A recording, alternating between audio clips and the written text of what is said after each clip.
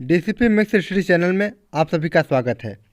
Biology level top and most question part number 16 101 number question आपके बीच उपस्थित है।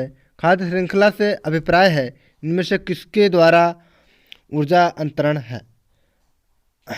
भूगर्भ से धरातल की ओर, एक जीव के दूसरे के, निम्न अक्षांश से उच्च अक्षांश की ओर, नदी द्वारा भूमि के जीवों से सागरीय जीवों को। तो इसमें राइट आंसर होगा ऑप्शन नंबर बी, यानी एक जीव के दूसरे के। करेक्ट आंसर आपको जानकारी देना चाहेंगे खाद्य श्रृंखला में पारिस्थितिकी तंत्र के विभिन्न जीवों के परस्पर भोज्य निर्भरता को प्रदर्शित करते हैं।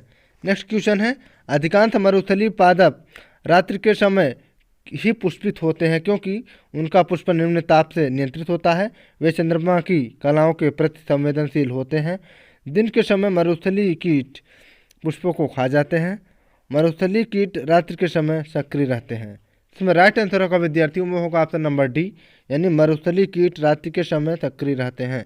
देखना है करेक्ट आंसर है कि नहीं। जहाँ तक उम्मीद है करेक्ट आंसर है।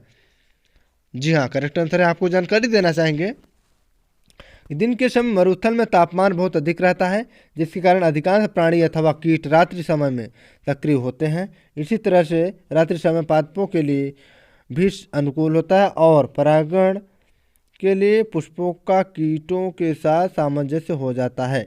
Next question, very most question. Red data book उन जातियों के बारे में जानकारी देती है जो लुप्त हैं, संकटापन्न हैं, खतरनाक हैं, विरली हैं। इसमें राइट आंसर होगा विद्यार्थियों वो होगा ऑप्शन नंबर बी, यानी संकटापन्न है।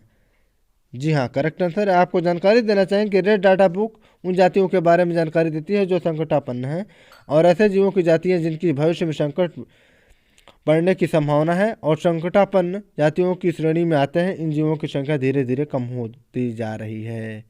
नेक्स्ट क्वेश्चन, इकोमार्क उन भारतीय उत्पादों को दिया जाता है जो शुद्ध एवं मिलावट रहित हों, आर्थिक दृष्टि से व्यवहार्य हों, पर्यावरण के प्रति मैत्रीपूर्ण हो, प्रोटीन समृद्धि हो।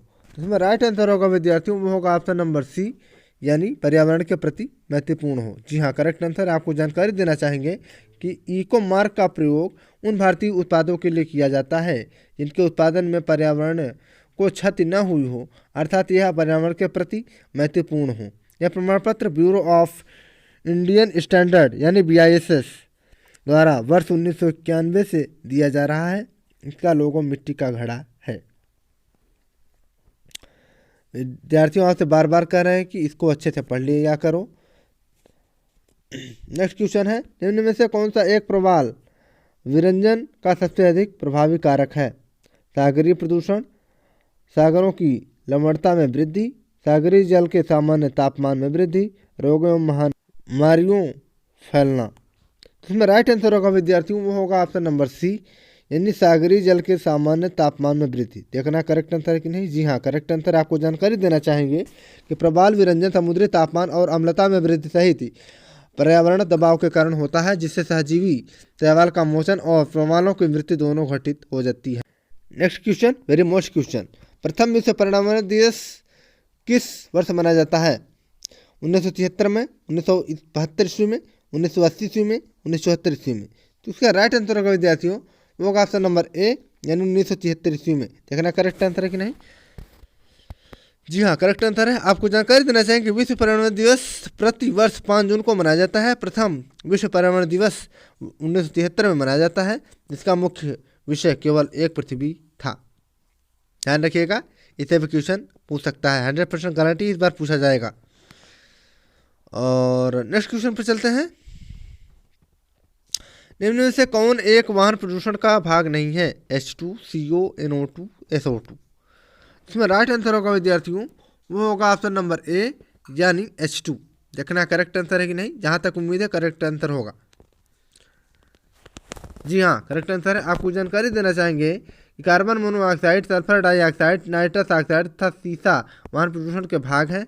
ये वाहनों के लिए ईंधनों के दहन से निकलने वाले धुएं से मौजूद रहते हैं, जबकि हाइड्रोजन यानी H2 एक हरित गैस है जो उप उत्पाद में पानी बनता है। ध्यान रखिएगा, अच्छे से पढ़ लीजिएगा। नेक्स्ट क्वेश्चन क्यों चलते हैं। हरित गृह प्रभाव का अर्थ है वायुमंडल में ग्रीन हाउस गैसों के घनीकरण के कारण वायुमंडल के तापमान का बढ़ना, बढ़े हुए तापमान में सब्जियों तथा फूलों का उत्पादन, शीशे के मकानों में खाद्य फसलों का उत्पादन, इनमें से कोई नहीं। इसका राइट आंसर होगा विद्यार्थियों, वो होगा ऑप्शन नंबर ए, यानी वायुमंडल में ग्रीन हाउस गैसों के घनीकरण के कारण वायुमंडल तापमान बढ़ाना करेक्ट आंसर है। आपको जानकारी देना चाहेंगे ग्रीन हाउस प्रभाव का हरितगृह प्रभाव यानी ग्रीन हाउस इफेक्ट एक प्राकृतिक प्रक्रिया है जिसके द्वारा किसी ग्रह या उपग्रह के वातावरण में मौजूद कुछ गैसें वातावरण के तापमान को अपेक्षाकृत अधिक बनने या बनाने में मदद करती हैं। इन ग्रीन हाउस गैसों में कार्बन डाइऑक्साइड, जल वाष्प, मीथेन आदि शामिल हैं। नेक्स्ट क्वेश्चन की ओर चलते हैं, वेरी मोस्ट क्वेश्चन की ओर चलते हैं। भूमिगत जल को दूषित करने वाले जैविक प्रदूषक हैं बैक्टीरिया, शैवाल, आर्सेनिक, विषाणु। इसमें राइट आंसर होगा विद्यार्थियों, वो होगा ऑप्शन नंबर बी यानी शैवाल। देखना करेक्ट आंसर है कि नहीं, जहाँ तक उम्मीद है करेक्ट आंसर होगा। जी हाँ, करेक्ट आंसर है। आपको जानकारी देना चाहेंगे कि भूमिगत जल को दूषित करने वाला अजैविक पदार्थ आर्सेनिक है और यह ज्वालामुखी के वाष्पों में समुद्र तथा अनेक खनिजी या खनिजी जलों में मिश्रित होता है। 160 नंबर क्वेश्चन है, निम्न में से वैज्ञानिक कौन है जिसने पहली बार उद्भिद प्रशिक्षण की व्याख्या की थी? ल्यूवेनहॉक, हार्वे, मेंडल, रोन्स। इसमें करेक्ट आंसर होगा वो होगा ऑप्शन नंबर बी यानी हार्वे। जी हाँ, आपको जानकारी देना चाहेंगे कि मानव शरीर में रक्त के परिसंचरण की खोज इंग्लैंड के चिकित्सक विलियम हार्वे ने की थी। इसी खोज की विस्तृत व्याख्या 1628 ईस्वी में प्रकाशित पुस्तक an anatomical study of the motion of the heart and of the blood in animals में मिलती है। Thanks for watching students. DCP mix study channel पर आइए और बायोलॉजी के सभी क्वेश्चन को टॉप करके जाइए 100% फुल गारंटी के साथ। धन्यवाद।